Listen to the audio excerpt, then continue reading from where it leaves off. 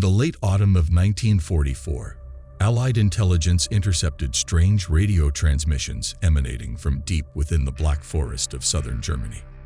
The signals were irregular, not military in nature, and included low-frequency pulses and indecipherable chanting in Archaic German. At first, they were dismissed as interference or coded psychological warfare. But then a British reconnaissance unit stationed near the French-German border reported bizarre atmospheric disturbances in the area. Sudden fogs, disrupted compasses, and a shortwave blackout that lasted for days.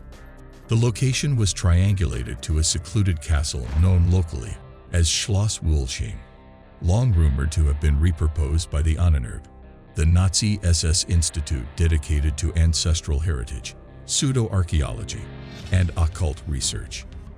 Documents recovered after the war confirm that Himmler personally ordered the occupation of the castle in 1938. On December 3, 1944, a small Allied commando team was dispatched to investigate. They found the castle abandoned.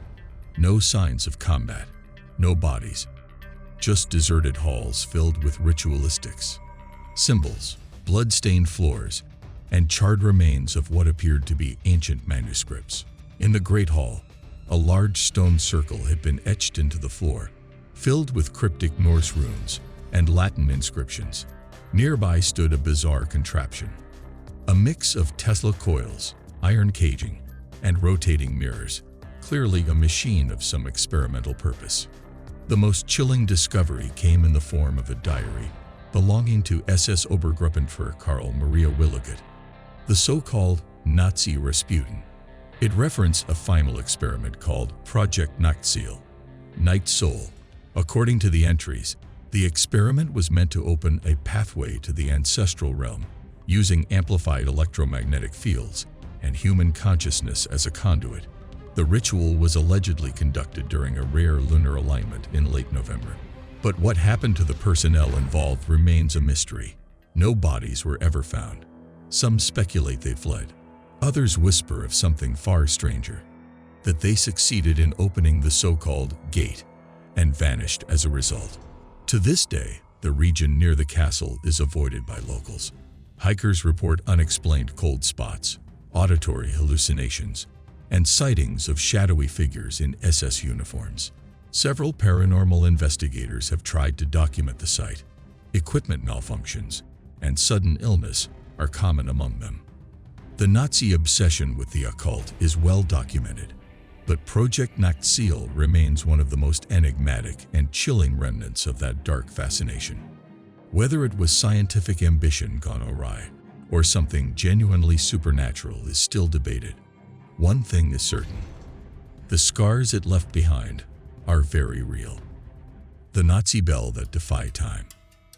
In the final chaotic months of World War II, as Allied forces closed in from all sides, reports began to surface of a mysterious Nazi project known only as Die Glocke, the bell. It was allegedly developed under the highest secrecy, deep in a remote facility in Lower Silesia, near the Wenceslas mine, under the code name Kronos.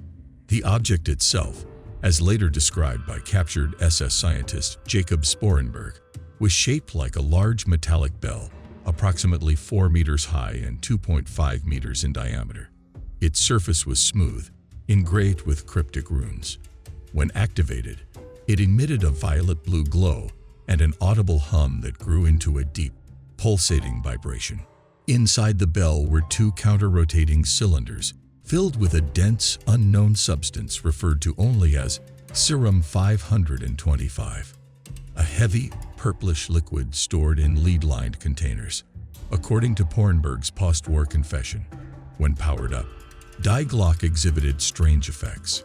Organic matter placed near the device would die or decay within seconds. Test animals reportedly liquefied.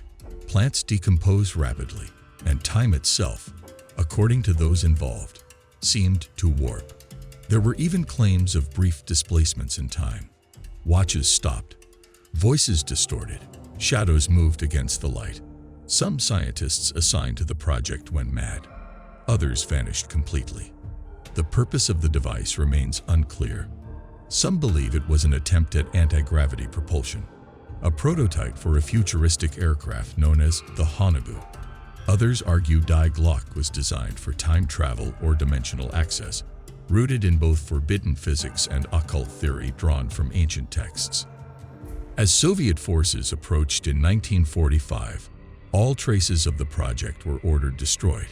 Lead scientist Dr. Walther Gerlach disappeared, and the structure that once housed Die Glocke was dynamited.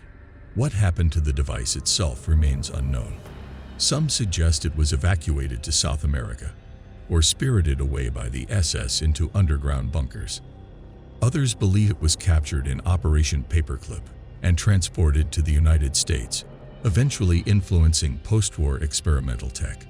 To this day, the site of the experiment, now known as the Henge, still stands, an eerie concrete ring structure surrounded by overgrown forest.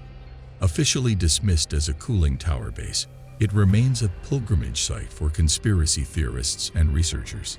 Despite the lack of concrete evidence, Die Glocke has become one of the most enduring mysteries of Nazi secret science, hovering at the edge between physics, myth, and the unthinkable.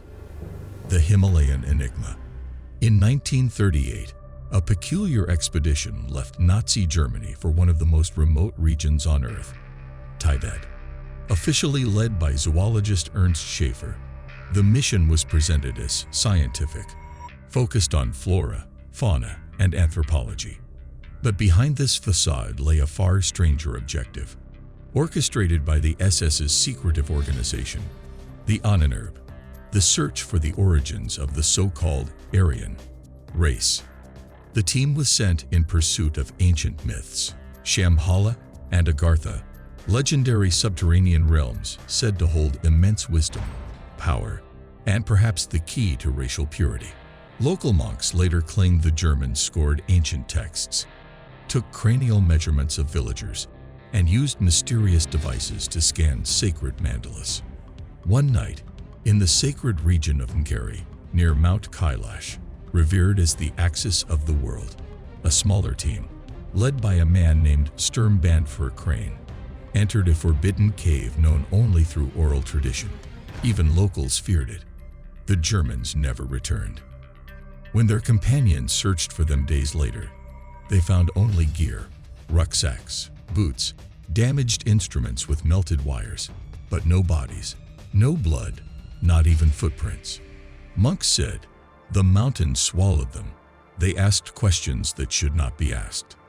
One man survived, a radio operator named Albrecht Grave. Years later, in a whispered interview in Buenos Aires, he claimed, "They saw something that was not meant for this world, something ancient, something waiting." He disappeared shortly afterward.